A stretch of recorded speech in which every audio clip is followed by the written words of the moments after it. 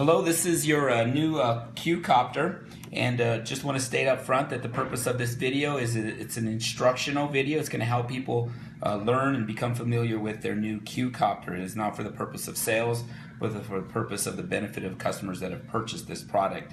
To start off, here's the package that you'll be receiving in the box. First of all, we want to make sure that inside the box you're going to have a HD camera. And it has the camera inside, and this is very important. You're going to have your brackets, your prop guard back brackets underneath your drone. You want to make sure you take those off and install those. If you don't, you're going to have problems with your motors and with your gears, so it's imperative that you remove those. We're going to go ahead and go through all the pieces here, and then we'll quickly assemble the part, and then we'll conclude with a brief demonstration of the controller. So you go ahead and take the package off. It's got a nice little liner there. There's your new drone. There's your controller. You've got some instructions, but some have had a difficult time understanding those instructions clearly. That's why we're doing this instructional video for our customers. And then you have your landing gear. So we'll go ahead and start off by installing the camera. Why don't we do the camera first? Here's your package with your camera. It has the HD camera that takes photos and videos. It has your USB port drive that you plug into your computer and download the videos that you've taken, and then you have a nice little 2 gigabytes SD micro card. So for starters, you will need to install that, but we'll have that on the later part when we do the demonstration on the controller. But to plug in your camera, it's very simple. Many people have asked about this, but just plug in the little 3-prong thing. There's a couple little clips that you want to install, so you just slide them right into that little clip holder, and your drone should be, your camera should be set up. It's that simple.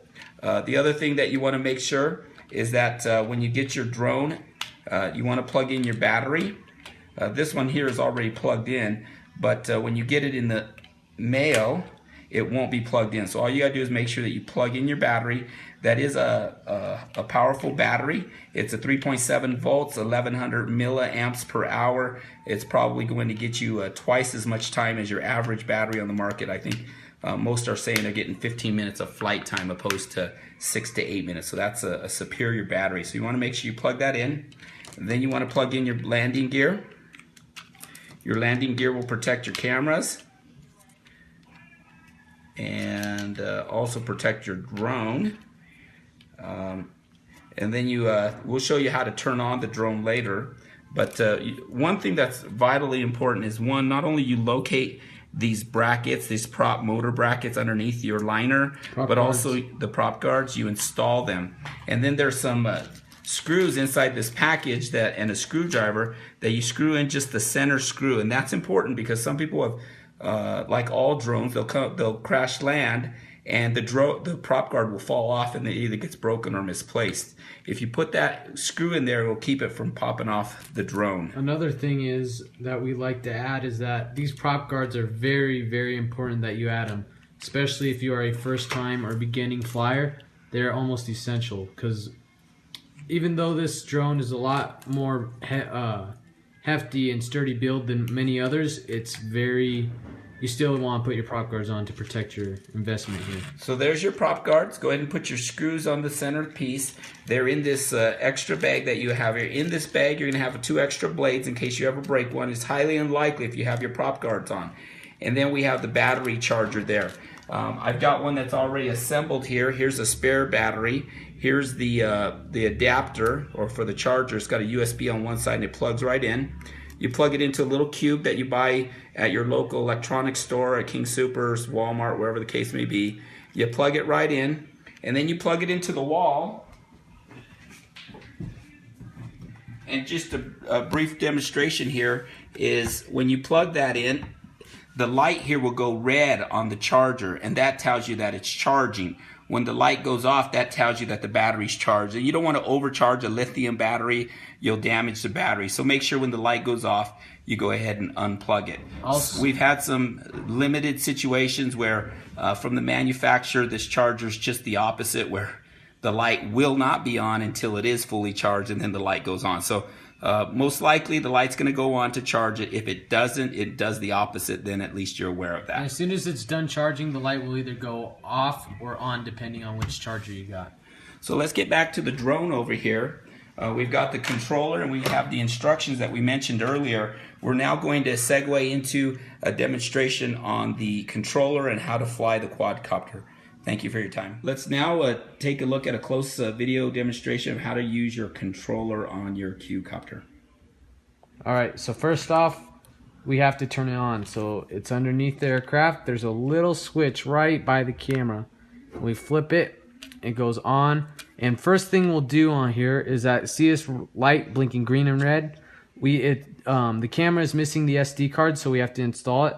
By that, we just go in the back and put in our SD card. And when we get a solid light, it's been successfully installed. So next up, we have to bind the aircraft to the controller. So we turn on the power switch in the middle. We go up and down, and solid lights means that it's connected. And we could test that by giving it a little throttle, and we know it's live. So since we were talking about the camera here anyways, first up, there's a little computer SD card. Basically, the SD card goes in here, goes in your computer, and you can receive all your photos and videos from your computer.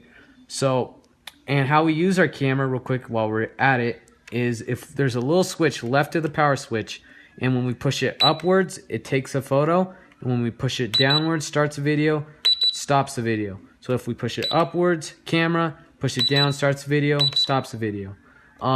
Next up is the headless mode button in the left corner of the controller. This is also the go home button, but let's start off with headless mode.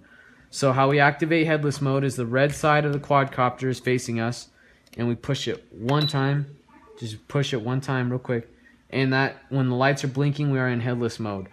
Basically, all headless mode is basically when you're flying it, the orientation, when you turn around and spin with it, it gets kind of off. Headless mode just keeps the orientation like in one orientation. It's kind of hard to explain, but when you're flying it, you won't understand what I'm saying. It's a helpful tool basically. But you don't have to be in headless mode. You do not have to be in headless mode. Headless mode is just added on bonus. I don't even really use it, but it's a nice thing to have. So let's turn off headless mode by hitting the button one more time. The next thing that we can do is on the same button, if we hold it down, it has a go home feature, and that only works when you're flying. You're not going to see it do anything right now. But basically, when it's flying, and you only want to use this in open field, don't use it in a city, because this quadcopter does not have GPS on it, and even the GPS ones aren't super accurate, and they're not recommended in city areas, but especially this one. This one's made for open fields, and it comes back roughly around where you're at, so it's not perfect, and don't do it in cities. Real open fields is where you want to use that. So next up is the auto flip feature. So basically, this just makes it easier, especially for beginners to flip. It's in the right-hand corner up here, and when you hit that, and then you do the throttle, it'll make like a little beep while you're flying. You can't hear it now because we're not flying it. But when you hit that button, it'll like make a beep, double beep like that, and then you could hit the button, and it'll do a flip for us. So say you want to flip right, you do right, left, forwards, backwards. You could control the flip, which is pretty cool. So you hit the blue button first, and then you push the lever. And you'll hear a double beep, and then you hear the lever while you're flying, and it'll just kind of be hovering, and then it'll do a little flip for you. It's pretty cool. Next up is these two little joysticks in the middle. Since we went over 2 buttons on top, now we're doing these two. This is your throttle, and basically how the throttle works is that if it's above halfway, the throttle's above halfway. Sometimes it's not exact because the battery might be dying, but if it's halfway, above halfway, it's rising. If it's below halfway, it's kind of going down. This is to go forwards, backwards, left, and it's just to spin the aircraft, but beware. If you're not in headless mode, that's kind of tricky because it could mess up your orientation. Next up is this little switch right here. So it's even more left to the camera switch, and this switch is your speed basically. And what you would use your speed for is in high winds, when you need to fight winds, you would push it to the right, and that would give you the ability to go faster, and it gives it more power so you can fight higher winds. It also allows you to go faster with the aircraft, so you want to fly faster. That will allow you to go faster.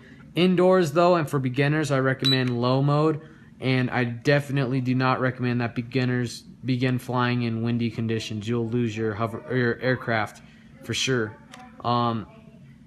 Inside flying, definitely on low mode.